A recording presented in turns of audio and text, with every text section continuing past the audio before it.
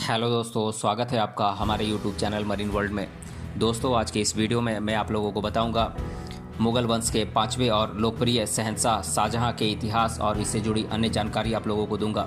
दोस्तों, वीडियो में आगे बढ़ने से पहले मैं आपसे रिक्वेस्ट करना चाहूँगा कि अगर आपने अभी तक इस चैनल को सब्सक्राइब नहीं किया है तो इसे ज़रूर सब्सक्राइब कर लीजिएगा और अगर वीडियो अच्छा लगे तो इसे शेयर ज़रूर कीजिएगा। तो चलिए दोस्तों, इस वीडियो को स्टार्ट करते हैं। दोस्तों, शाहजहां के इतिहास के बारे में ये सेकेंड वीडियो है। इसका फर्स्ट वीडियो मैं ऑलरेडी अपलोड कर चुका हूं, जिसका लिंक डिस्क्रिप्शन बॉक्स में है, आप वहां जाकर इसे देख सकते हैं। पिछले वीडियो में हमने जाना था शाहजहां के बचपन के बारे में, उनके बारे में सामान्य जानकारी, जैसे कि उनका बचपन का नाम क्या था, उनके पिता का नाम क्या था, उनकी पत्नियां कितनी थीं और उनकी संतानें कितनी थीं। ये सब बातें हमने पिछले वीडियो में जाना था।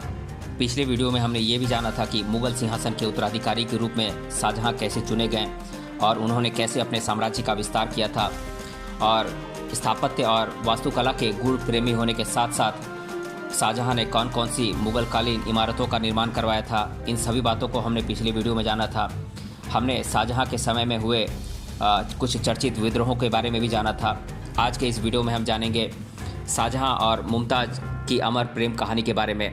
साल 1612 ईस्वी में खुर्रम उर्फ शाहजहां का विवाह आसफ खान की पुत्री अर्जुमंद बानो बेगम, जिन्हें कि मुमताज़ महल के नाम से भी जाना जाता है, उनके साथ हुआ, जिसे शाहजहां ने मलिका-ए जमानी की उपाधि प्रदान की थी। इनके अलावा भी शौकीन शाहजहां की और कई पत्नियां थीं, लेकिन मुमताज़ बेगम उनकी सबसे प्रिय पत्नी और बेहद खूबसूरत थी। शाहजहां ने उनकी खूबसूरती से प्रभावित होकर उनका नाम अर्जुमंद बानो बेगम से बदलकर मुमताज़ रख दिया था, जिसका अर्थ होता है महल का सबसे कीमती नगीना। ऐसा कहा जाता है कि मुमताज़ से शाहजहां इस कदर प्रेम करते थे कि वह उनसे बिल्कुल भी दूर नहीं रह सकते थे और उसे अपने हर दौरे पर अपने साथ ले जाया करते थे। यही नहीं, अपने राजकाज के हर काम भी उनकी सलाह से करते थे। वहीं कई इतिहासकारों के मुताबिक मुमताज़ की मुहर के बगैर शाही फरमान तक जारी नहीं किया जाते थे। वहीं साल 1631 में शहंशाह शाहजहां की ताजपोशी के महज 3 सालों के बाद ही अपनी 14वीं संतान को जन्म देते वक्त प्रसव पीड़ा की वजह से मुमताज़ की मृत्यु हो गई। अपने प्रिय बेगम की मौत से शाहजहां बेहद टूट गए थे। ऐसा कहा जाता है कि मुमताज़ की मौत के बाद करीब 2 साल तक शहंशाह शोक मनाते रहे। इस दौरान रंगीन मिजाज के शहंशाह ने अपने सारे शौक त्याग दिए थे। न तो उन्होंने शाही लिबास पहने और न ही शाही जलसे में शामिल हुए। शाहजहां को स्थापत्य कला और वास्तुकला से बेहद लगाव था।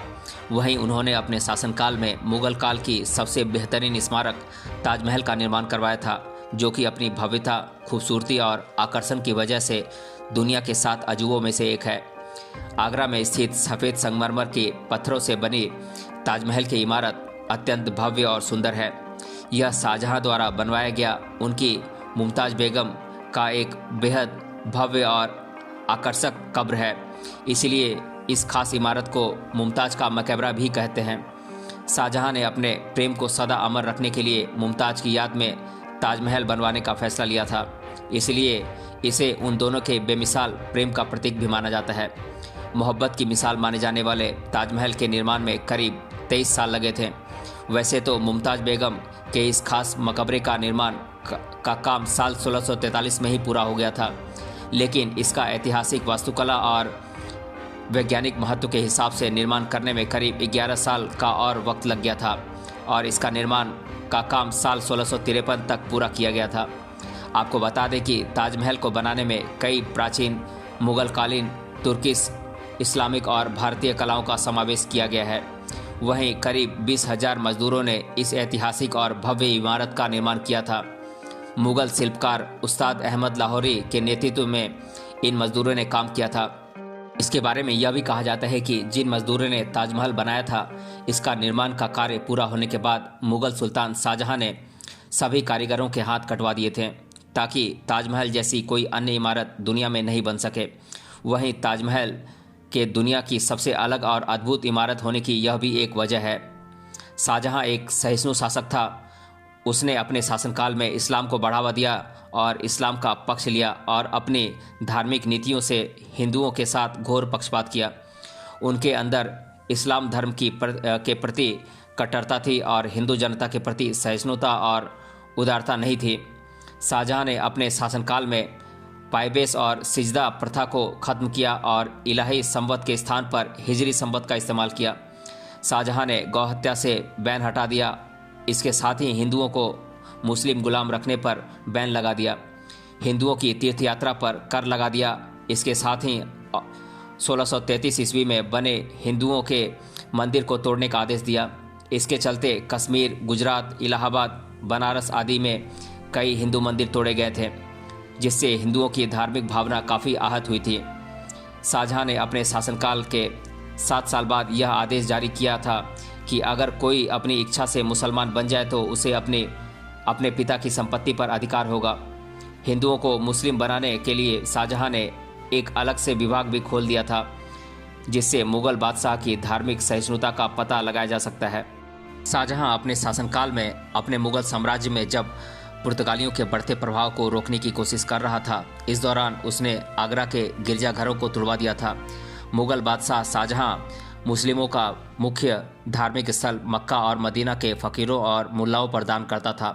हालांकि अपने धर्म के प्रति सहिष्णु होने के बावजूद मुगल सम्राट शाहजहां ने अपने शासनकाल में हिंदू राजाओं के माथे पर तिलक लगाने की प्रथा को जारी रखा और अहमदाबाद में चिंतामणि मंदिर की मरम्मत किए जाने की आज्ञा दी थी।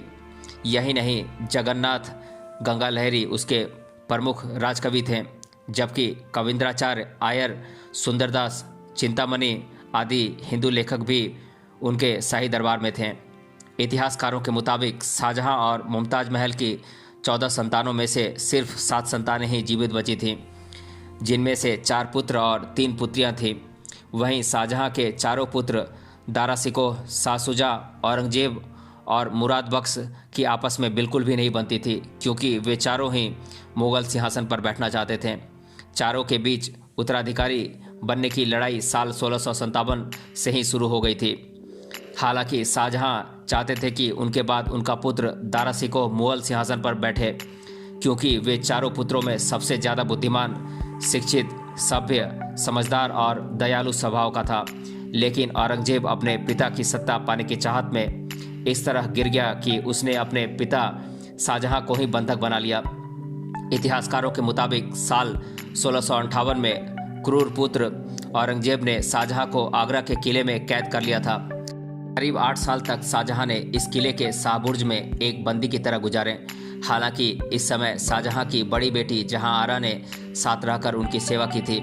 31 जनवरी साल 1666 ईस्वी को यह महान मुगल शहंशाह दुनिया को अलविदा कह गया, जिसके बाद ताजमहल में उनकी बेगम मुमताज महल की कब्र के पास ही शाहजहां के शव को दफना दिया गया और उनकी मौत के बाद उनका पुत्र औरंगजेब छल कपट से मुगल सिंहासन की राजगद्दी पर बैठा। इस तरह मुगल साम्राज्य के महान शासक शाहजहां का अंत हो गया। लेकिन आज भी शाहजहां को दुनिया के 7 आश्चर्यों में से एक ताजमहल को बनवाने के लिए याद किया जाता है और उनकी और मुमताज़ की मोहब्बत की मिसाल दी जाती है। तो दोस्तों, आज के इस वीडियो में हमने जाना शाहजहां के इतिहास और इससे जुड़ी अन्य जानकारी।